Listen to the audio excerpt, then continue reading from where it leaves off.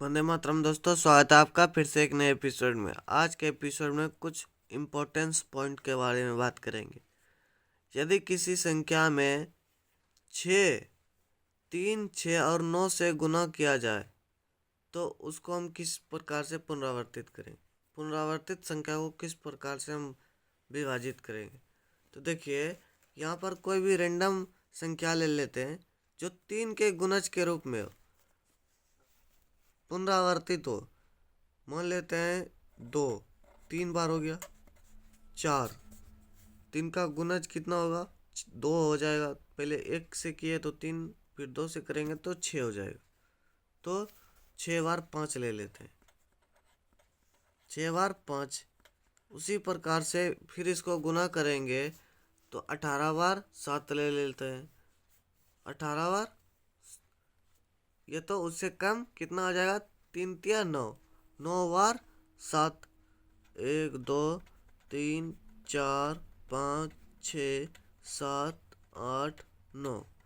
ये इस प्रकार से पुनरावर्तित होगा तो किस संख्या से विभाजित होगा? तो देखिए, चलिए चलते हैं।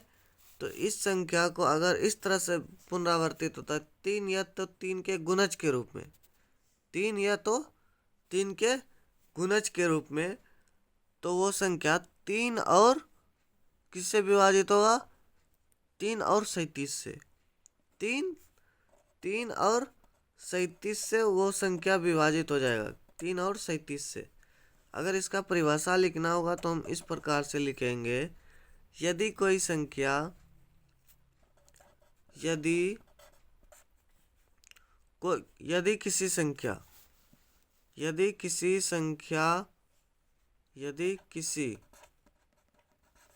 संख्या यदि किसी संख्या में पुनरावर्तित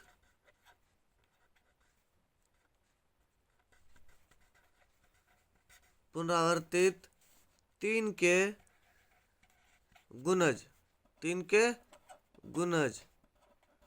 के गुणज के रूप में हो, 3 के गुणज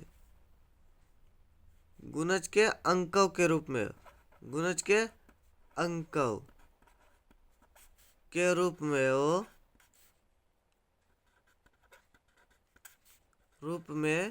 हो तो वे संख्या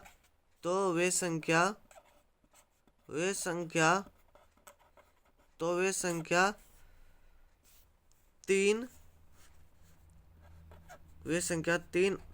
और 37 से 3 और 37 से अवश्य ही विभाजित होगा।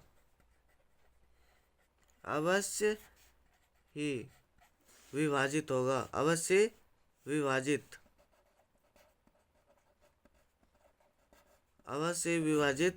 होगा। समझ गए? एग्जाम्पल के लिए आप ये भी लिख सकते हैं।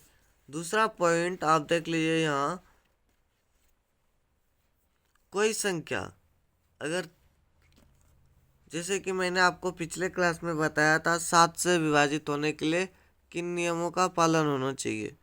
7 से विभाजित करने के लिए किसी संख्या को 6, ये तो 6 के गुणज के रूप में पुनरावर्तित होता है। 6 या 6 के गुणज के रूप में।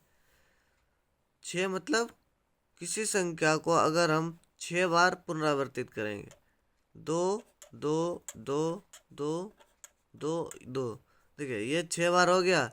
ये तो 6 का गुणज 12 बार, 18 बार, 36 बार, इस प्रकार से गुणज के रूप में चलेगा। तो वो संख्या 7 के अलावे और किन किन संख्याओं से विभाजित हो सकता है? तो 7 के अलावे वो संख्या 3 और 11, 13 से विभाजित होगा। समझे कि नहीं? 7 के अलावा किससे?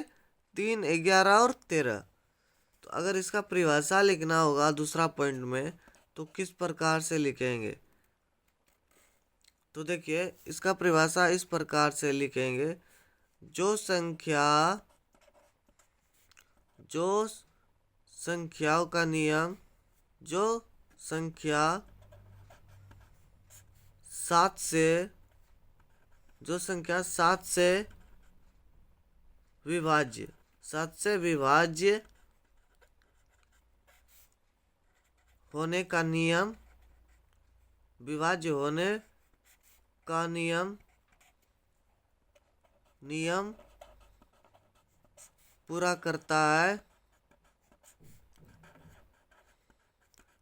करता है वे संख्या 3, 7, 11, 13 आदि